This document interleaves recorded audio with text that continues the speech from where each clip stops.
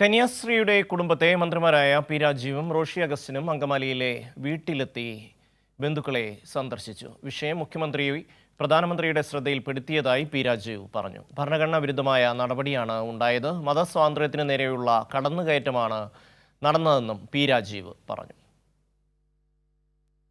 ഛത്തീസ്ഗഡിൽ റെയിൽവേ സ്റ്റേഷനിൽ വെച്ചായിരുന്നു മലയാളികളായ കന്യാസ്ത്രീകളെ മനുഷ്യക്കടത്തും മതപരിവർത്തനവും ആരോപിച്ച് ബജ്രംഗ് ദൾ പ്രവർത്തകർ തടഞ്ഞുവെക്കുകയും പിന്നീട് പോലീസ് അറസ്റ്റുമുണ്ടായത്. സത്യമന്വേഷിക്കാതെ പോലീസ് സ്വീകരിച്ച നടപടിക്കെതിരെ പ്രതിഷേധം ശക്തമായിരിക്കെയാണ് മന്ത്രിമാരായ റോഷി അഗസ്റ്റിനും പി രാജീവും കന്യാസ്ത്രീയുടെ വീട്ടിലെത്തിയത്. അറസ്റ്റിലായ കന്യാസ്ത്രീകളിൽ ഒരാളായ അങ്കമാലി സ്വദേശിനി സിസ്റ്റർ പ്രീതി മേരിയുടെ വീട്ടിലെത്തിയ മന്ത്രിമാർ കുടുംബത്തിന് പൂർണ്ണ പിന്തുണ അറിയിച്ചു.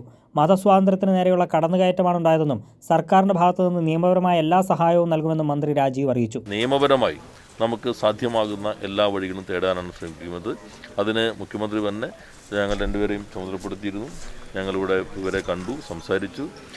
സർക്കാരിൻ്റെ എല്ലാവിധ പിന്തുണയും ഉണ്ടാവും. മതിയായ രേഖകളെല്ലാം ഉണ്ടായിട്ടും സിസ്റ്റർമാരെ അറസ്റ്റ് ചെയ്ത നടപടി മൗലികാവകാശങ്ങളുടെ ലംഘനമാണെന്ന് മന്ത്രി റോഷി അഗസ്റ്റിൻ പറഞ്ഞു. മതിയായ രേഖകളോടുകൂടി പ്രായപൂർത്തിയായ പെൺകുട്ടികളാണ് ഇവരോടൊപ്പം ഉള്ളതെന്നാണ് ഞങ്ങൾ മനസ്സിലാക്കുന്നത്. അങ്ങനെയൊക്കെ ആയിട്ടും അറസ്റ്റ് വിധിക്കപ്പെടുന്നു എന്നുള്ളത് ഇന്ത്യൻ ഭരണഘടനയോട് തന്നെ മൗലികമായിട്ടുള്ള നമ്മുടെ അവകാശത്തിനുള്ള ഒരു കടന്നുകയറ്റമായിട്ട് കാണേണ്ടി വരും. കഴിഞ്ഞ 30 വർഷമായി ഉത്തരേന്ത്യയിൽ കാരുണ്യ പ്രവർത്തനം നടത്തിവരുന്ന സിസ്റ്റർമാർ നിരപരാധികളാണെന്ന് സിസ്റ്റർ പ്രീതി മേരിയുടെ സഹോദരൻ MV ബൈജു പറഞ്ഞു. 30 വർഷത്തിൻ്റെ ഇടയ്ക്ക് ആദ്യമായിട്ടാണ് ഇങ്ങനത്തെ ഒരു സംഭവം ഞങ്ങൾക്ക് നേരിടേണ്ടി വന്നത്.